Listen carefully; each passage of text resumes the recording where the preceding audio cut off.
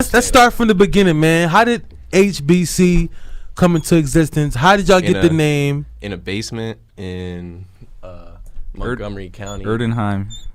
Shout out Erdenheim. Skyline Drive. We all met up 11th grade of high school. This would have been 2011. Mm-hmm. And what a time. Basically, me and Sheed, I was going to produce music for Sheed, and he was going to be the rapper. That was it. That was all we had. And then we ended up meeting Tawobi because he transferred to our school. And him and Moses had been making music for years already. They had already. Yeah, we had met in middle school. So it was, word. So Wobie started bringing Moses around, and then we just started really pumping out content out of this basement. We started grabbing $80 mics, grabbing like random studio equipment. How was y'all making the money? Were you guys trapping? Money? Well, how were y'all buying it? We were high school. There was no trapping. No trapping was going on? Y'all guys selling pills in high school? Nah, I wasn't a part bro. of this at the time, but there was no trapping done. Were you fighting your case at this time? I haven't seen I was doing fighting your case at this time, Trippy? I was skipping lunch. All right. I was a busboy. We were all just working like random jobs, like trying to get money. Okay. And, but we were all living at home. Like, so how were y'all paying for the $80 mics and stuff? Because they wasn't paying having rent. a job. Yeah. Oh, okay. Skipping lunch. I was making like $200 a week and just putting that money towards it. So like, in between a bunch of people, there's 4 or 5 people involved now. Like that $80 is nothing. Okay. So cool. we got that pretty quick, and then we just started trying to really like pump out music, and we started trying to throw parties in this basement. Like it was fun. It was our hangout spot, and then whose basement was it? Our friend Ben's. Okay. Used to go by 616. Yeah. Shouts out Ben. He still might go by 616 on Instagram. Man. I think he does. Okay, one time for Shout Ben. out 616. Shouts out Paul. He's the one. It was his house. He hosted us. Big RIP Paul. He's really RIP to Paul. That was RIP, Ben's man. dad. He really gave us the ability to create this. He let us have free reign of their house. Okay. And really create within it. Yeah, he's the reason there's even an HBC for real. Like. Yeah. So we all just kept pumping out music. This is high school, and we're just trying to really get shit out there, and we're trying to pump shit to our class. Like, and our biggest thing we're getting is no response. Like, nobody fucks with us at school. Like, nobody wants to get behind what we're doing. We're getting more support from people we're meeting randomly out in the city than we're getting from our friends. Mm-hmm. And so y'all guys really started in the counties for how did y'all transition to Philadelphia? So after high school, I moved to California. Moses and Wobie went to New York. They were going to school in New York. We had a short stint in St. John's. Shout out J. Cole. Did he go to St. John's? He did. Yeah. Shout out J. Cole, the whole Dreamville, man. Come to fucking Philly and find some fucking talent, J. Cole. College rappers, but go ahead. Yeah. And then Sheed was at school too. And then this is like 2013 to 2014. Right. And basically what was happening now is all the holidays we'd come back together and we would start making hit records every time we came back together, back in the original basement. And then it quickly became all right, we got to give all this shit up and regroup. So it was 2015. I moved back, convinced them to fucking drop out of school. Mo was already out. And then we all just regrouped. And this was now in Philly. Ben, the owner of the original basement, he was now going to Drexel. Okay. And he had an apartment on Cherry Street. Yeah, on Cherry Street at Drexel, so on campus. And so he let us move in.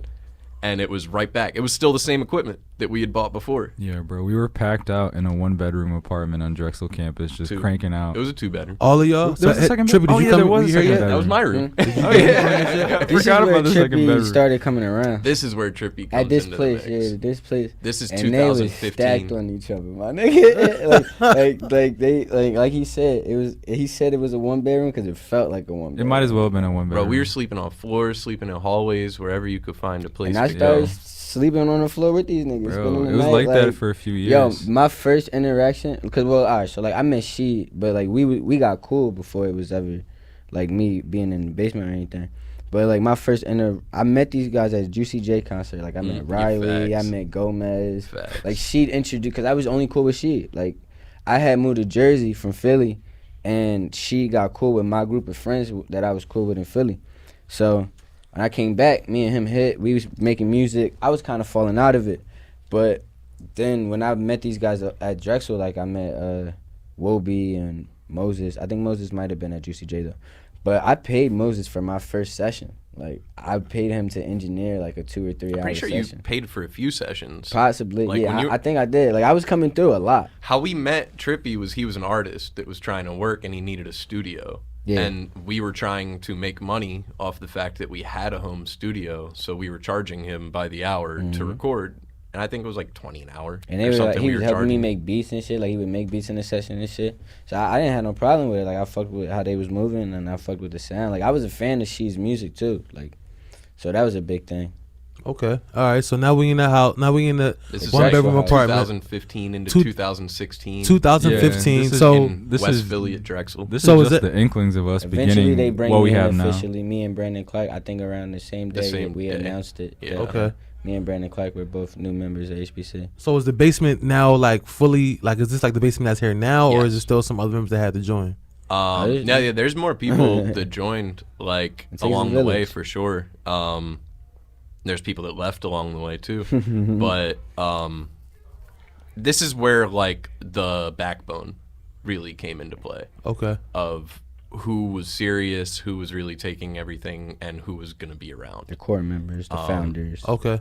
When did you guys LLC up? Like when did you guys make an official business? Now, What, like today? not today. This Yeah. year. Okay, all right, bet. Bro, we weren't operating like a good business Okay. ever. We were just trying to get the music out. When did you guys believe and what did you guys think like, yo, we can really do this? And I know it might have been back in high school, but like when did the moment where as a collective, the HBC, everybody knew like, yo, this is it. Like, not that we can do this, but this is what we're gonna do, and we got that sound. This is more than possible. For me, it was when we got the logo. So once Scratch made that logo, bro, because we didn't get the logo till like 2018. Yeah. So we were back for 3 years Maybe operating. 7, yeah, I think 8. Yeah, like we were back here operating for a while, had no logo, had no branding, had no representation of us. And then like there was definitely a momentum felt. We knew we had good music, but once that logo came, It gave us we an knew- identity. Yeah, it gave us an identity. Yeah. And from that moment was like, okay. We And then all people walking start around. recognizing the logo. Yeah. It's like now even every day Mm-hmm. it's like, wow, this shit is really working. We all walking around with the same black shirt with the same logo on it. We all got the same black logo tattooed on our skin. Like, so Y'all all got the tattoo? We Not flashing Moses. it. Yeah, Mo don't got I You don't it. gonna have get any a face tattoos. set? Hey, everybody You- comment. Once I get the at bag, I'm Moses gonna and peer tap pressure him the into getting HBC this logo tat. on my I forehead. got All right. my HBC tattoo. I hope it picks up, but that was my first tattoo. Yeah. And then I got It basement. looked like on Hulk my heart. Hogan. Was that on purpose? Huh? Yes. Oh no, no, Yeah. no. Yes. That's all right. You can know. Good call. Well, Yeah. how did so? Had I ever told you that before? You told me that. Yeah, I already Okay. knew that. But I'm Okay. saying how did Scratch make it look like? Was he drawing Hulk Hogan and then one day y'all Nah. guys were just high Nah. He was off drawing, the perks and you guys just turned it sideways? Is that what happened? I've never taken Never done perks? No. No. No. Have you ever done perks, I've Trippy? never done perks. What about you, Moses? Like percussion. No, Percocets, percussion. the drugs, and the thing. juice. I'm not Percocet. familiar. Oh, okay. Molly All right. Let's move Percocet. on then. All right. So my- Scratch was drawing out the logo as the letters HBC, and I think I had told him like we wanted it to be in a circle. Like that was really the only we guidelines knew we that. said was it wanted it to be a circle, and so he started drawing it out like the letters regularly, and I think it was just a perspective thing. One of us had seen the paper sideways at a 90-degree angle and was like, "Yo, it kind of looks like a face." Exactly. And then we're like, "Yo, it kind of looks like Hulk Hogan." The band. And then, yeah. so as soon as we said that, we all fell out and was like, oh shit, like this is crazy. We have to actually run with this. And then, so he went in and actually made edits to the original just straight letters and made it look like, so like the C has an indent in it to make it look like a mustache. handlebar Right. mustache. The B yeah. kind of looks like it's wearing a bandana, bandana yeah. around its eyes. No, the H is the bandana. The H is the bandana. The B Right. is like the glasses. Yeah. Yeah, do you guys know about that porn case Hulk Hogan had to fight that one time over that porno tape? Yeah, man. Yeah. You know about that? Yeah. Bro, A that was while a ago, crazy bro. case. He That was a sued crazy a case. lot of people, won a lot of money, Yeah. and took down, what was it, Gawker.